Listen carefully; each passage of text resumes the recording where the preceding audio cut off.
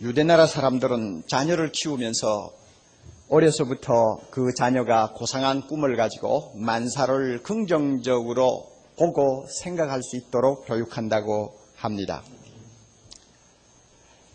예를 들면은 구약에 있는 다윗과 골리앗의 이야기를 가지고 어린 자녀들에게 가르치면서 이렇게 자녀들에게 말을 한다고 합니다. 애야, 사울 왕하고 이스라엘 군대가 블레셋하고 싸울 때 말이야, 골리앗이라고 하는 굉장한 거인이 나타났거든. 그때 사울하고 이스라엘 군대들은 어떻게 생각했는지 아니? 애가 재미있어 해가지고 눈을 반짝반짝 하면서 귀를 기울입니다. 그들은 말이야 어떻게 생각했는가 하면 골리앗을 보고는 이야 너무 커서 상대에서 싸우기는 틀렸어 하고 생각했단다. 그런데 어린 소년 다윗은 골리앗을 보자마자 무슨 생각을 했는지 아니? 이야 그놈 커서 물맷돌 하나 잘 맞아 주겠구나 그렇게 생각했대. 자, 어린애들이 그런 똑같은 이야기지만은 그런 식으로 들으면서 자라니까 자연히 보는 것이 다 시각이 다를 수밖에 없지 않습니까? 사도 바울이 어려서부터 그와 같이 긍정적으로 생각하고 긍정적으로 보면서 만사를 판단할 수 있는 교육을 받아서 그런지는 모르지만 오늘 우리가 읽은 말씀을 보면 비록 예수 믿지 않냐고 계속 거부하고 예수 믿는 사람을 핍박하는 자기 동족을 향해서 절망을 하지 않는 것을 다시 한번 볼 수 있습니다. 자기 동족의 구원 문제만은 어떤 일이 있어도 낙관해야 한다는 것이 바울 자신의 생각인 것 같습니다. 그 심정을 1절에서 이렇게 적고 있습니다. 성경 보시나요?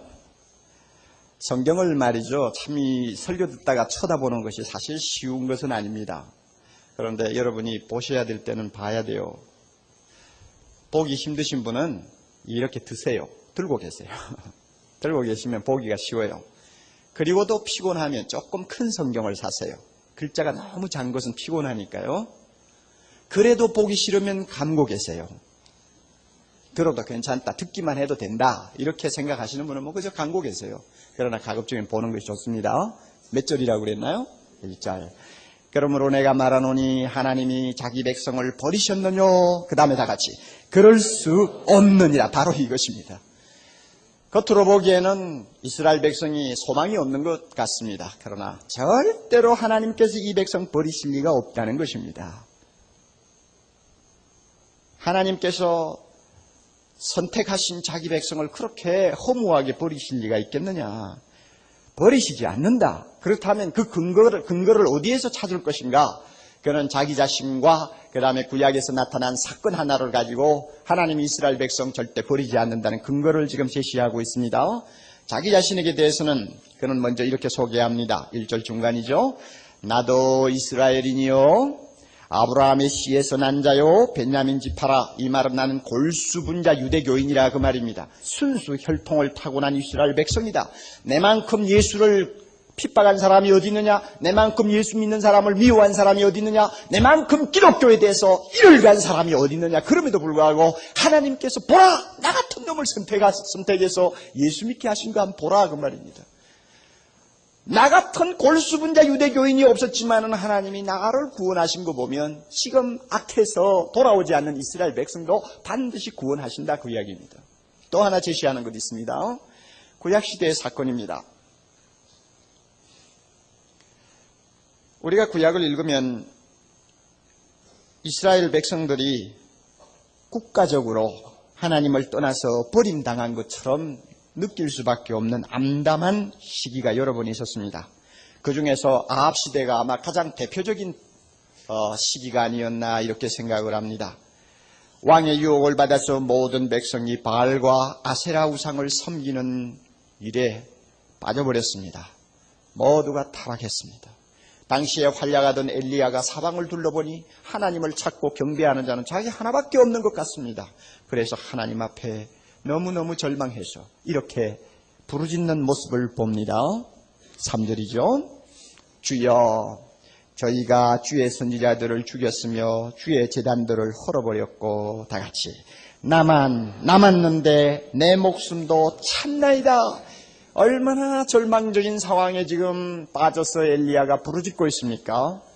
이스라엘 백성의 구원은 소망이 없는 것입니다. 그때 엘리야의 기도를 들으시던 하나님이 아마 우리는 모르긴 하지만 껄껄 웃으시면서 대답하시는 것 같아요. 4절 봅니다. 저에게 하신 대답이 무엇이냐? 참 은혜스러운 말씀 나옵니다. 다 같이 내가 나를 위하여 바알에게 무릎을 꿇지 아니한 사람 7천을 남겨놓았다 하셨습니다. 할렐루야. 엘리야야, 내가 보기에는 이스라엘 백성이 다 우상숭배에 빠진 것 같지? 내가 볼 때는 이스라엘 나라의 이제 구원이라는 것은 사라져버린 것 같지? 그렇지 않아. 내가 선택한 이스라엘 백성 내가 버릴 수가 있겠느냐?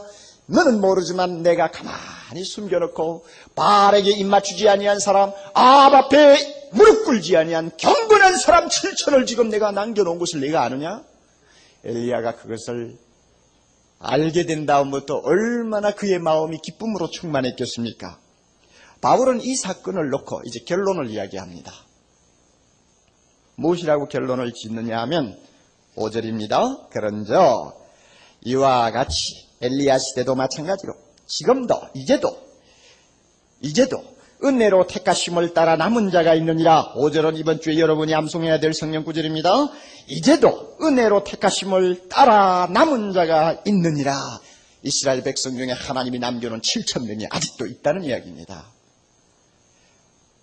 6절 만일 은혜로 된 것이면 행위로 말미암지 않으니 그렇지 않으면 은혜가 은혜되지 못할 것이니라. 무슨 뜻입니까? 오늘도 하나님께서 남겨놓으신 그들은 선을 행해서가 아니고 하나님의 은혜로 선택되었다는 것입니다. 그렇지 않으면 값없이 주는 선물이 더 이상 값없이 주는 것이 될 수가 없기 때문에 하나님이 남겨놓은 사람은 철저하게 값없이 주시는 은혜로 남아있다는 것을 바울이 지금 설명합니다. 그러므로 참담하게 보이는 이스라엘 사람들의 세계에도 하나님의 은혜가 지금도 도도하게 흐르고 있다는 것을 바울이 증명하는 것입니다. 남은 자라고 하는 것은 구약시대부터 이스라엘 역사와 함께 꺼지지 않고 이어져 내려오는 희망의 상징이었습니다. 남은 자는 분명히 이스라엘 백성의 소망이었습니다. 동시에 남은 자는 우리에게 중요한 진리 하나를 가르쳐 줍니다. 어느 시대를 막론하고 전 민족이 몽땅 구원받는 법은 없었다는 것입니다.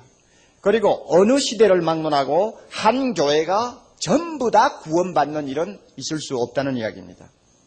사랑의 교회라고 해서 사랑의 교회 10,000명 교인이 예수님 오실 때에 한 사람도 빠지지 않고 다 구원 얻는다. 이것은 우리의 이상입니다. 저는 그렇게 되기를 바랍니다. 그러나 성경적으로 볼 때 그렇지를 못하다는 것입니다. 사랑의 교회 안에서도 구원받을 수 있는 사람은 하나님의 은혜로 택함을 입은 남은 자뿐이다 하는 것을 우리가 이 성경을 통해서 발견합니다. 그러면 교회 다니는 사람은 택함을 받지 않았나? 다 택함을 받지 아니한 것인가? 예, 죄송합니다만은 교회 다닌다고 해서 다 택함 받은 것은 아니라는 것을 우리는 성경을 통해서 여러 곳에서 발견할 수가 있습니다. 구원은 어디까지나 개인적입니다. 그러나 바울처럼 우리도 우리 동족을 쳐다보면서 절망을 하는 자세를 버려야 합니다. 비록 이스라엘 민족하고 우리 한민족하고는 성격상 다릅니다마는 그러나 우리나라 백성을 볼 때에 아무리 그들이 우상숭배에 젖어 있고 성적으로 타락하고 도덕적으로 문란하다고 할지라도 우리는 절망적인 시각을 가지고 그들을 보고 판단해서는 안 됩니다. 아무리 세상이 어두워도 하나님이 남겨놓은 7,000명은 있다. 할렐루야. 있습니다. 여러분이 7,000명이요. 한국 교회가 7,000명이요. 아무리 정치가 문란하고 아무리 남북이 대결해서 정말로 반세기 동안 너무나 피곤한 하루하루를 살아왔습니다마는 우리가 절망하지 않는 이유가 있습니다. 하나님께서 이 나라의 남은 자를 보존하고 계신다. 그 남은 자가 나일 수도 있는 것입니다. 북한 동포에 대해서도 마찬가지입니다. 북한의 정권이 아무리 성도들을 핍박하고 교회를 박살내고 지난 50여 년 동안 말로 다 할 수 없는 핍박을 가했다고 할지라도 우리는 절망하지 않습니다. 세계의 어느 민족치고 공산주의 때문에 북한 동포들만큼 쏟고 또 핍박당한 사람은 없을 것입니다. 그러나 우리는 절망하지 않습니다. 하나님이 그 가운데 주체 사상에 무릎 꿇지 아니한 7,000명을 남겨놓고 계신다는 것이 우리의 확신입니다. 북한 정권은 반드시 아합의 정권이 무너지듯이 어느 날 하루아침에 예상하지 아니하게 무너질 것입니다. 그때가 되면 남은 자들이 드디어 승리하고 할렐루야 찬송 부르면서 우리 앞에 나타날 것이 틀림이 없습니다. 우리 동족을 향해서도 우리는 절망하지 맙시다. 그러면 이제 다음에 두 번째 단계로 우리가 생각해야 될 문제가 있습니다. 하나님이 남겨놓으신 자는 그렇게 구원을 받을 수 있다고 합시다. 그러면 그 외의 사람은 어떻게 되는 것인가? 이스라엘 백성 중에서도 하나님이 남겨놓은 사람은 은혜로 구원받는다는 것이 사실이지만 그 나머지 아직도 끝까지 믿지 아니하는 자에게 대해서는 어떻게 되는 것인가? 이 문제를 바울은 7절 이하에서 다루고 있습니다. 쉽게 말하면 하나님의 은혜를 받고 싶어 함에도 불구하고 그들은 은혜를 받지 못했고 그 결과 완악해졌다고 합니다. 7절 좀 볼까요? 그런즉 어떠하뇨 이스라엘이 구하는 그것을 얻지 못하고 오직 택하심을 입은 자가 얻었고 다같이 그 다음에 그 남은 자들은 완악하여 졌느니라. 여기서 남은 자들이라는 거 앞에서 말하는 남은 자가 아닙니다. 하나님이 택한 자 그 다음에 나머지를 이야기하는 것입니다. 그리고 8절 기록된 바 하나님이 오늘날까지 저희에게 혼미한 심령과 보지 못할 눈과 듣지 못할 귀를 주셨다 함과 같으니라.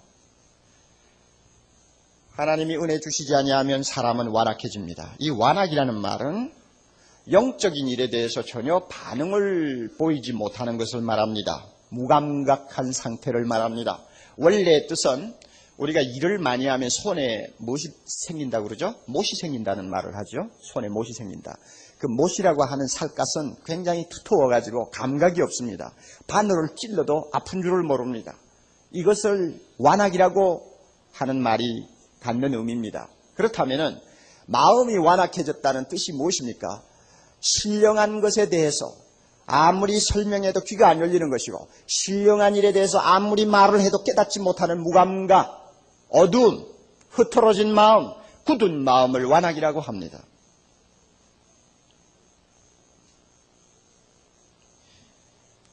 우리는 여기서 참 이해하기 어려운 내용을 지금 앞에 놓고 생각을 해야 될 입장에 있습니다. 왜 그런가 하면 7절 다시 보세요. 굉장히 어려운 말씀이 있습니다. 그런즉 어떠하뇨? 이스라엘 사람들이 구했지만은 그것을 얻지 못했다. 구원받고 싶은데도 못 얻었다는 이야기입니다. 하나님의 은혜를 받고 싶은데도 하나님이 주시지를 않아서 못 얻었다는 이야기입니다. 그러니까 완악해진 책임이 누구에게 있습니까? 어떻게 보면 하나님에게 있다고 말할 수 있죠. 이것을 좀 더 우리가 증명할 수 있는 구절이 그 다음에 또 나옵니다. 완악하게 된 이유가 우리 자신의 부패한 성품으로서 설명이 안 됩니다. 더 다른 이유가 있습니다. 기록된 바 8절 하나님이 그 다음에 끝에 가서 주셨다 하고 연결해 보세요. 그러면 그 다음에 것은 전부 하나님이 하시는 일입니다. 하나님이 주셨다. 그럼 하나님이 뭘 주셨습니까? 저희에게 뭘 주었어요? 혼미한 심령을 주었고 또 뭐 주었습니까? 보지 못할 눈을 주었고 그 다음 뭐요? 듣지 못할 귀를 주셨다. 은혜를 받지 못하면 사람은 자동적으로 완악해지게 되어 있습니다. 그러나 자동적으로 완악해지는 그것으로서 구원받지 못하는 설명을 다 할 수가 없습니다. 여기에는 분명히 다른 설명을 하고 있습니다. 자연적으로 완악해지는 그것도 문제가 있지만은 더 나아가서는 하나님께서 아예 귀를 막아버리고 눈을 막아버리고 마음을 아주 굳어버리게 만들어서 도무지 복음에 대해서 귀를 열고 들을 수가 없도록 하셨다는 것입니다.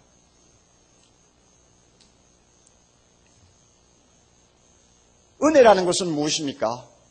은혜라는 것은 하나님이 깨닫게 하는 것이 은혜입니다. 은혜가 뭡니까? 마음이 열려서 받아들이게 하는 것이 은혜입니다. 은혜라는 것이 무엇입니까?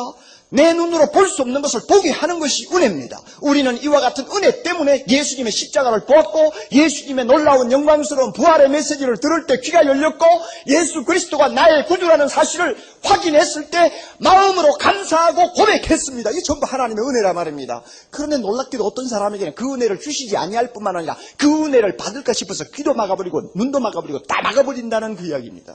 여러분 이 말씀 이해할 수 있습니까?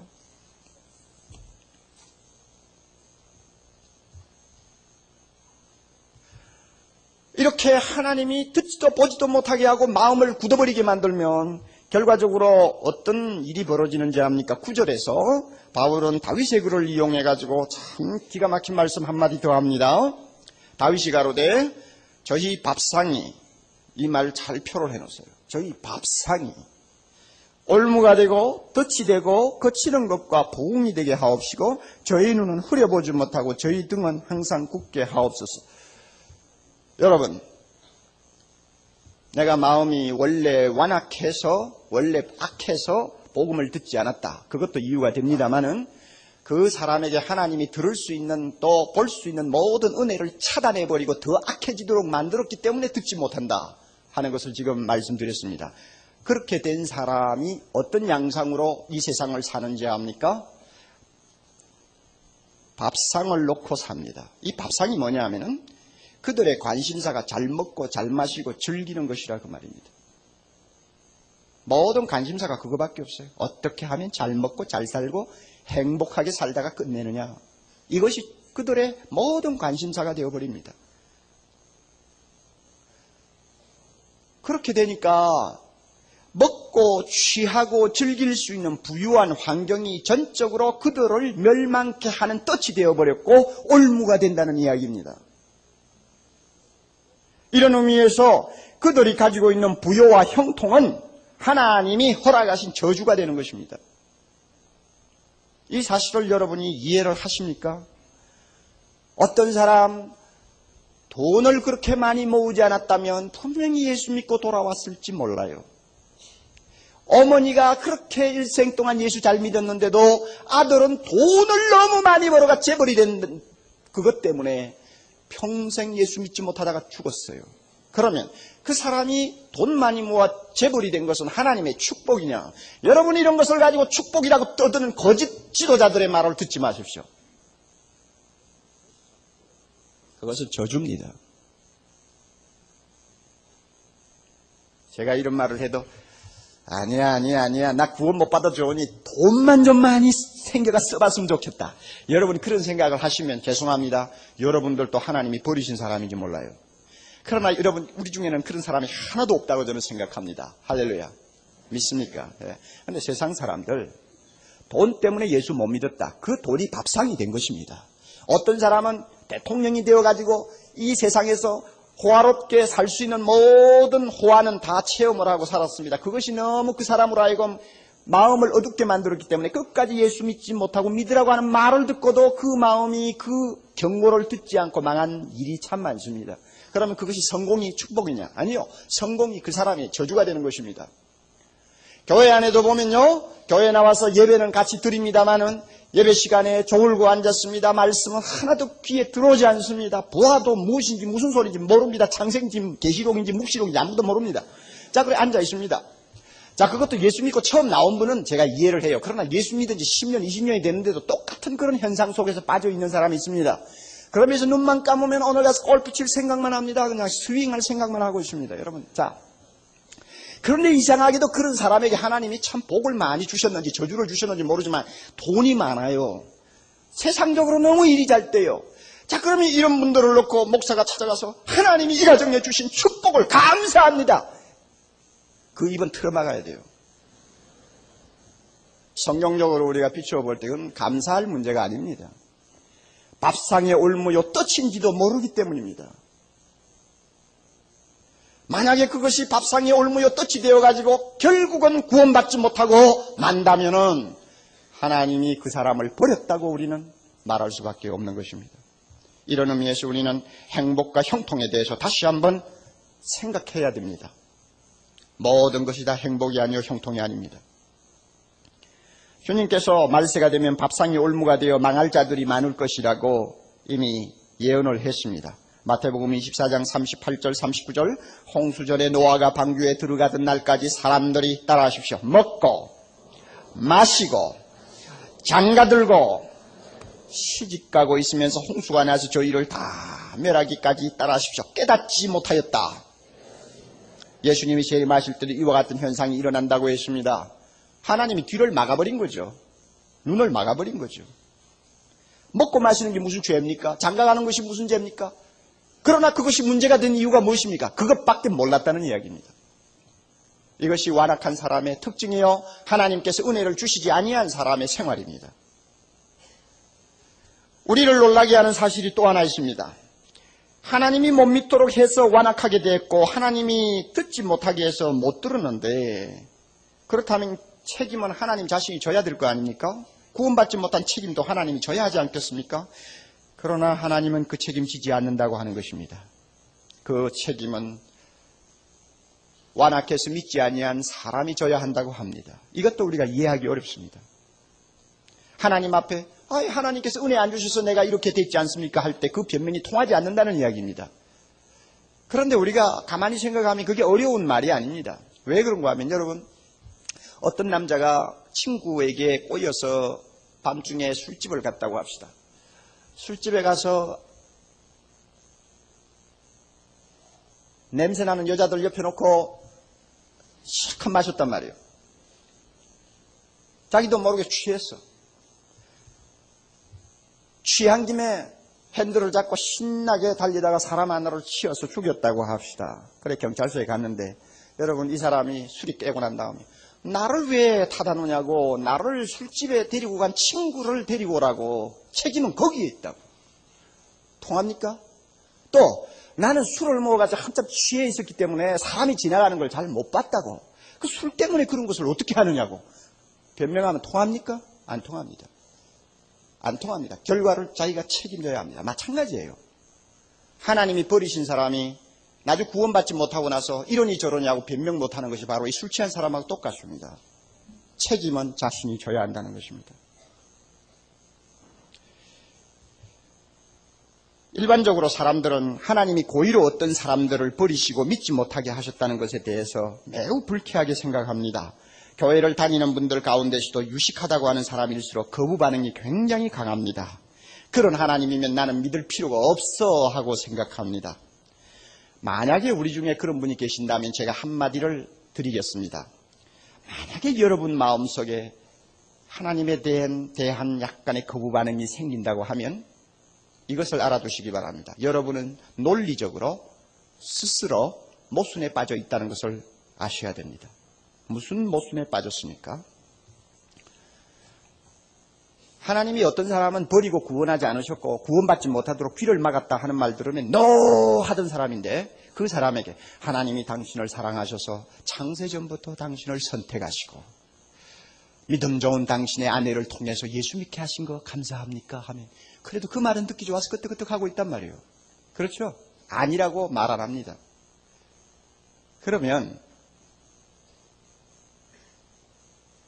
자기가 창세전에 선택받았다는 것은 무엇을 의미합니까? 자기 때문에 선택받지 아니한 사람이 있다는 것을 전제하는 것입니다.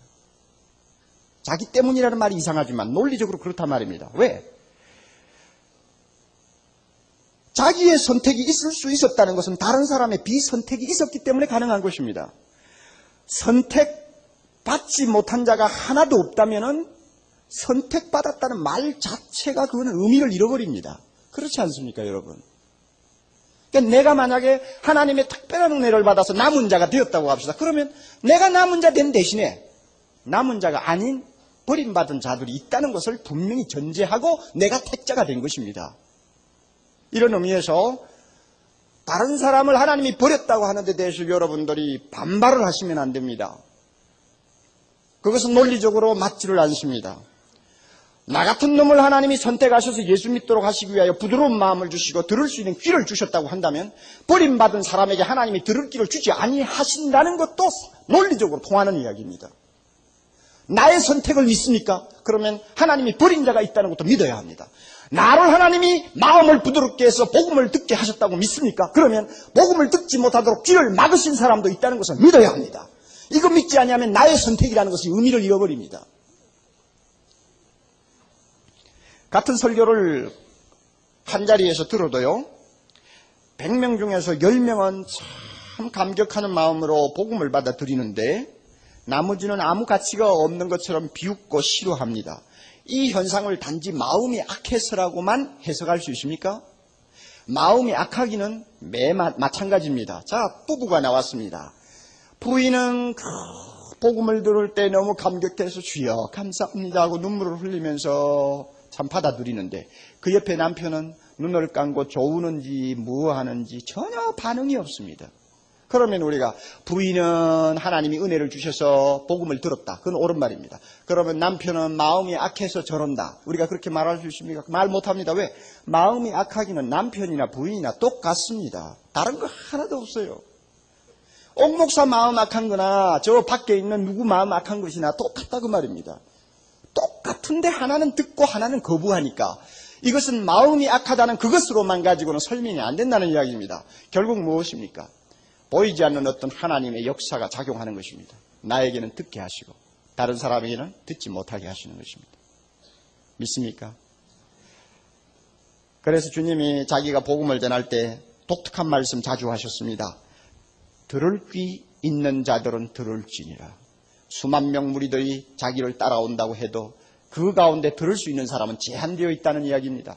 하나님의 아들이 직접 세상에 오셔서 그 영광스러운 복음을 전하는데도 누가 들을 수 있느냐? 하나님이 듣도록 하신 자만이 듣지 모든 무리들이 다 듣는 것은 아니라는 것을 주님이 이미 분명하게 밝히셨습니다. 들을 귀 있는 자들은 들을지니라.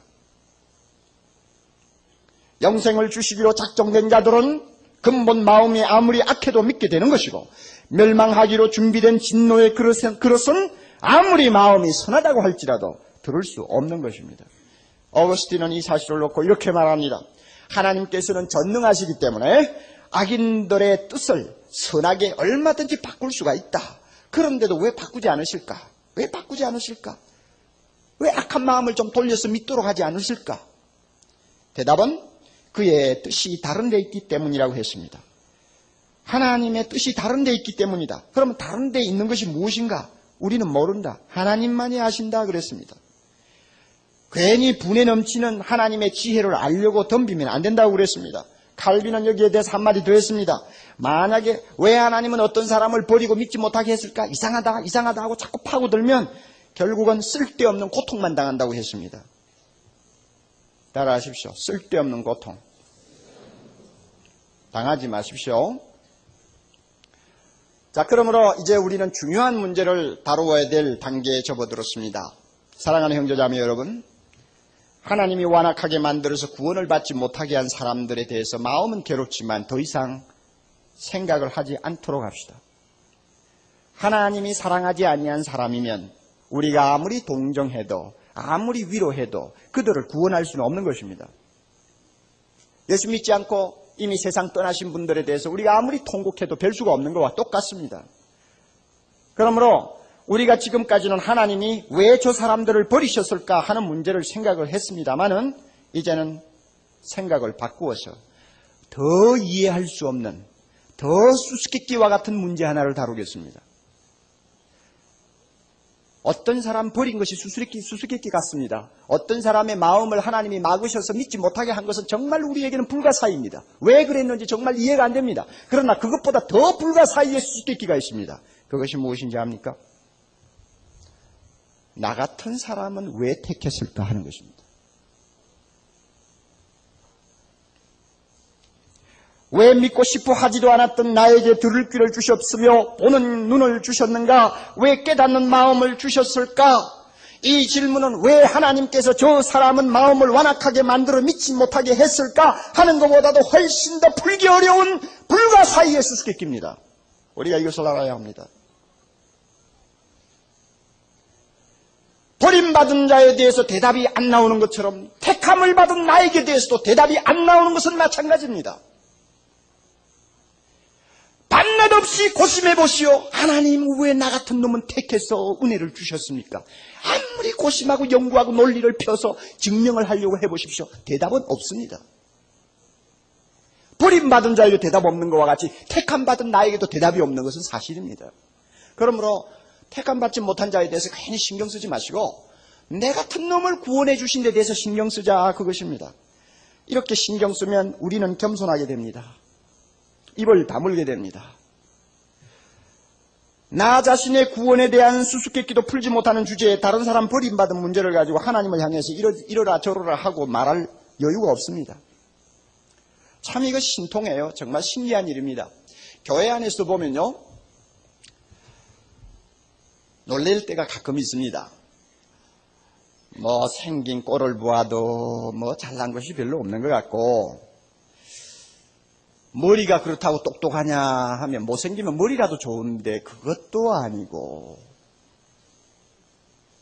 또 뭐 세상에서 뭐 다른 사람보다 좀 뭐 잘된 무슨 뭐 좋은 형통한 것이 있느냐 하면 그것도 아니야.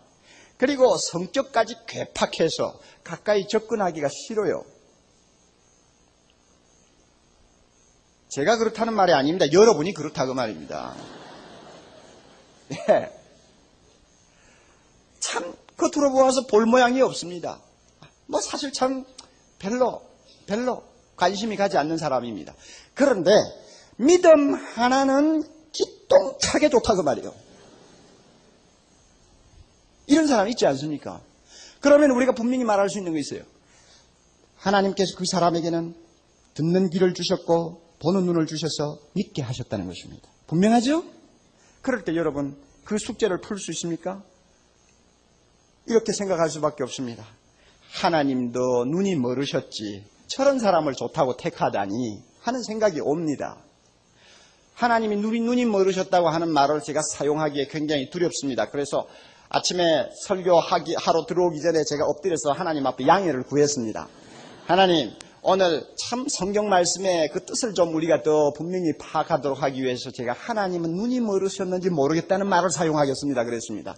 그랬더니 하나님이 아무 말씀 안 하세요. 그래도 아무 말씀 안 하시는 것이 하라고 하는 것인 줄 알고 제가 지금 사용하는 것입니다. 하나님도 눈이 멀으셨지 무엇이 좋다고 저런 사람을 택해서 천당 들어가게 하셨을까? 그러면 눈이 멀어서 택한 사람이 누굽니까? 대답하십시오. 나요. 그래서 내가 수수께끼라는 것입니다. 놀라운 사실입니다.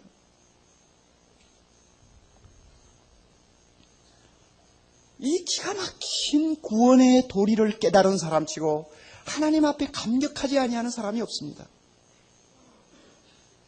은혜 받지 못한 사람은 하나님께 버림받은 자를 가지고 자꾸 뭔가 헐뜯기를 원하지만 은혜 받은 사람은 자기 자신의 구원 문제가 너무 신기스러워서 정말 감격하고 하나님 앞에 흐느끼는 것이 사실입니다. 그래서 위대한 찬송가 작자들 가운데서 그 감격을 노래한 일이 너무 많습니다. 아이스와트라고 하는 사람은 온 세상 만물 가져도 주 은혜 못다 갚겼네. 놀라운 사랑 받은 나 몸으로 재물 삼겼네. 휘틀이라고 하는 사람은 하나님의 은혜로 있을 데 없는 자 왜 구속하여 주는지 난 알 수 없도다. 알 수 없도다. 휘틀만의 이야기입니까? 우리나라의 크로스비라고 할 수 있는 송명희 씨 너무나 아름다운 감격의 시를 이렇게 썼습니다. 나 가진 재물 없으나 나 남이 가진 지식 없으나 나 남에게 있는 건강 있지 않으나 나 남이 갖고 있지 않는 것 가졌으니 나 남이 갖고 있지 않는 것 가졌으니 나 남이 보지 못한 것을 보았고 나 남이 듣지 못한 음성 들었으며 나 남이 받지 못한 사랑받았고 나 남이 모르는 것 깨달았네. 내 남이 모르는 것 깨달았네. 존 뉴턴은 나 같은 죄인 살리신 주 은혜 놀라워 잃었던 생명 찾았고 강명을 얻었네. 그가 남긴 유명한 말 가운데 하나 여러분 기억하시죠? 여러분 천국 들어가면 3번 놀랄 것입니다. 첫 번째는 천국에 꼭 들어와야 할 사람이 안 보이는 데서 놀랄 거요. 두 번째는 천국에 절대 갈 수 없다고 믿었던 사람이 그 자리에 앉아있는 거 보고 놀랄 것이요. 그 다음에 세 번째는 노예 매매를 하면서 악명 높은 나쁜 짓만 했던 존 뉴턴이 천국에 들어오는 것 보고 아마 기절할 것이라고 그랬습니다. 자기가 왜 하나님 앞에 구원받았고 선택받아 구원받았는지 아무리 생각해도 그 이유를 알 수 없는, 그래서 감격하고 감사하는 이것이 은혜 받은 자의 특징입니다. 이 풀 수 없는 불가사의의 진리 때문에 날마다 어떨떨하는 것이 예수 믿는 사람이요. 황송해서 몸둘 바를 모르는 사람이 예수 믿는 사람이요. 감사하고 찬송하면서 하나님을 영화롭게 하지 아니하면 견딜 수 없는 것이 예수 믿는 사람입니다. 믿습니까, 여러분? 길을 가다가도 여러분 이렇게 중얼거려 보십시오. 허허, 하나님도 눈이 머셨지, 나 같은 놈을 무엇이 좋아서 택하셨지? 한번 따라해 보실래요? 옥 목사가 흔히 생각하는 이야기를 지금 표현하는 것입니다. 세상에 하도 좋은 사람 많은데 하나님 눈이 멀으셨지, 나 같은 놈을 무엇이 좋다고 택하셨어요? 생각하면은 꿀먹은 벙어리야. 할 말이 없어요. 이 감격이 있는 사람이 예수 믿는 사람입니다. 여러분, 이 감격이 있습니까? 이 감격이 있어요. 이 감격이 있으면 세상에 아무리 악해도 우리는 버팁니다. 이 감격이 있으면 세상을 사는 일이 아무리 고생스러워도 우리는 범사에 감사할 수 있습니다. 이 감격이 있으면 병상에서 숨이 끊어지는 순간에도 할렐루야 찬송할 수 있습니다. 이 감격 가진 것이 예수 믿는 사람입니다. 여러분에게 이와 같은 감격이 샘처럼 솟기를 바랍니다. 성령께서 이 시간 여러분의 마음속 이 감격을 정말로 반석에서 터지는 샘물처럼 터지도록 해주시기를 바랍니다. 이 감격을 가지고 저는 찬송 하나를 부르고 싶습니다. 기쁨으로 찬양해보면 해 뜨는 데서부터 해 지는 데까지 우리가 주 이름 찬양하자. 어디를 가든지 주 이름 찬양하자. 여러분이 갖고 계시는 기쁨으로 찬양 1부 21장입니다. 두 번째가 아니고 첫 번째 21장. 거기에 보면 해 뜨는 데서부터 해 지는 데까지 우리 모두 주 이름 찬양하자. 나를 구원해 주시고 나를 하나님의 자녀 삼아 주신 하나님, 너무나 그 신비스러운 사랑, 이 세상 살면서 아침이고 저녁이고 주를 찬양하자 하는 내용입니다. 곡이 조금 나이 드신 분들에게는 어려울지 모르지만 아시는 우리 젊은이들이 좀 힘차게 부르면서 우리 같이 은혜를 받는 시간 되기를 바랍니다.